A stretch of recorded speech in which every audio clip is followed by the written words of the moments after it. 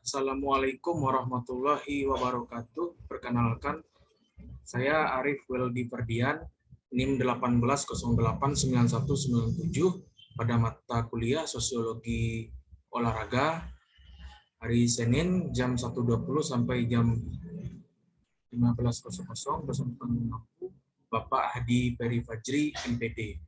Baiklah, pada kali ini saya akan menjelaskan tentang manusia sebagai makhluk sosial pada ujian tengah semester Sosiologi Olahraga.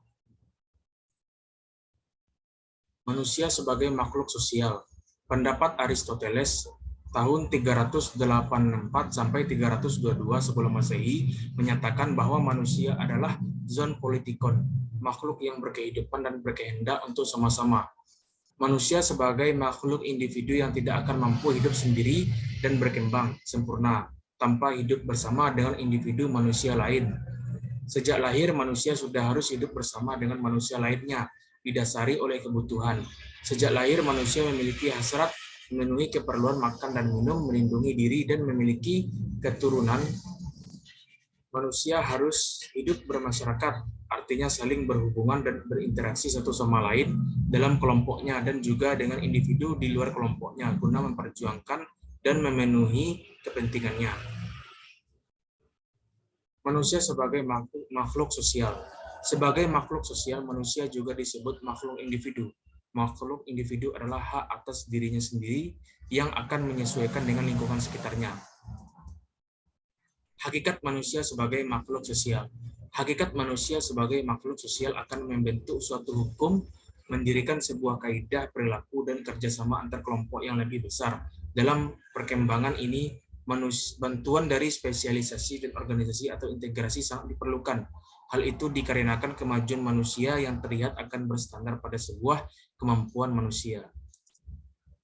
Alasan manusia disebut makhluk sosial. Yang pertama, manusia tunduk pada aturan yang berlaku. Yang kedua, perilaku yang mengharapkan suatu penilaian dari orang lain. Yang ketiga, manusia memiliki kebutuhan untuk berinteraksi dengan orang lain. Yang keempat, potensi manusia akan berkembang bila ia hidup di tengah-tengah manusia. Peran manusia sebagai makhluk sosial. Melakukan interaksi dan menciptakan kehidupan berkelompok, menciptakan norma yang mengatur kehidupan sosial, yaitu norma agama, norma kesusilaan atau norma-norma kesopanan atau adat, dan norma hukum, mengupayakan terlaksananya kewajiban, mewujudkan harkat dan martabat yang mulia, mengupayakan terpenuhi hak-hak dasar sebagai manusia, dan terakhir merealisasikan segenap potensi dirinya untuk kesejahteraan hidup. Kedudukan manusia sebagai makhluk sosial. Materialisme antropologik, yaitu menjelaskan bahwa manusia pada hakikatnya adalah materi. Manusia adalah jasad yang tersusun dari bahan-bahan material dari dunia anorganik. Yang kedua, materialisme biologik, menjelaskan bahwa manusia merupakan badan yang hidup atau organisme yang mempersatukan segala pembawaan kegiatan kehidupan badan di dalam dirinya. Struktur kehidupan manusia yang memiliki kewaspadaan indrawi berlaku juga bagi hewan. Dalam kenyataan, manusia memang merupakan bagian dari kehidupan organik yang dapat ditelusuri.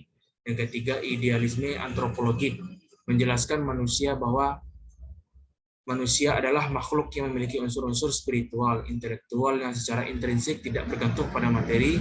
Manusia tidak dapat dijelaskan dengan satu prinsip saja, karena dalam diri manusia bergabung berbagai prinsip yang menyusun suatu pemahaman tentang dirinya secara utuh dan lengkap. Manfaat manusia sebagai makhluk sosial. Bisa ditolong-menolong antar sesama. Yang kedua, memudahkan dalam berbagai hal. Yang ketiga, terjadinya kerukunan dan mempererat tali persaudaraan. Ciri-ciri manusia sebagai makhluk sosial, empati dan simpati. Yang kedua, saling membutuhkan. Yang ketiga, memiliki kelemahan dan kelebihan. Selanjutnya, contoh manusia sebagai makhluk sosial. Yang pertama, gotong royong. Yang kedua, mentaati peraturan. Yang ketiga, tegur sapa. Yang keempat, memiliki rasa empati dan simpati. Yang kelima, membentuk orang lain. Yang keenam, aktif dalam organisasi masyarakat. Yang ketujuh, menjaga hubungan baik. Yang kedelapan, menjaga ketertiban dan keamanan lingkungan. Yang kesembilan, bersosialisasi dengan lingkungan. Dinamika interaksi sosial. Interaksi sosial merupakan suatu fondasi dari hubungan yang berupa tindakan yang berdasarkan norma dan nilai sosial yang berlaku dan diterapkan di dalam masyarakat. Bentuk interaksi sosial yang pertama asosiatif adalah proses interaksi yang mengarah kepada persatuan yang meliputi akomodasi, kerjasama, asimilasi, dan akulturasi. Yang kedua, disasosiatif yaitu proses interaksi yang mengarah kepada perpecahan yang meliputi persaingan, pertikaian, kontroversi. Kelompok sosial dalam olahraga menyadari keterkaitan dan keterkaitannya dengan individu lain. Manusia membentuk kelompok sosial untuk memecahkan permasalahan hidupnya. Naluri untuk hidup bersama orang lain disebut gregariousness. Kelompok sosial merupakan kesatuan atau himpunan manusia yang hidup bersama dalam hubungan yang saling mempengaruhi dan kesadaran untuk saling tolong-menolong. Persyaratan suatu dapat disebut sebagai kelompok sosial adalah yang pertama, setiap anggota kelompok harus sadar bahwa ia merupakan bagian dari kelompok. Yang kedua, ada hubungan timbal balik antar anggota satu dengan lainnya. Yang ketiga, ada suatu faktor yang memiliki yang mempererat hubungan. Faktor itu misalnya nasib, kepentingan, tujuan, ideologi politik yang sama. Yang keempat, berstruktur, berkaidah dan mempunyai pola perilaku. Yang selanjutnya, bersistem dan berproses. Ciri-ciri interaksi sosial pelaku lebih dari satu orang. Yang kedua, adanya komunikasi melalui kontak sosial. Yang ketiga, memiliki maksud dan tujuan. Yang keempat, ada dimensi waktu yang akan menentukan sikap aksi yang sedang berlangsung.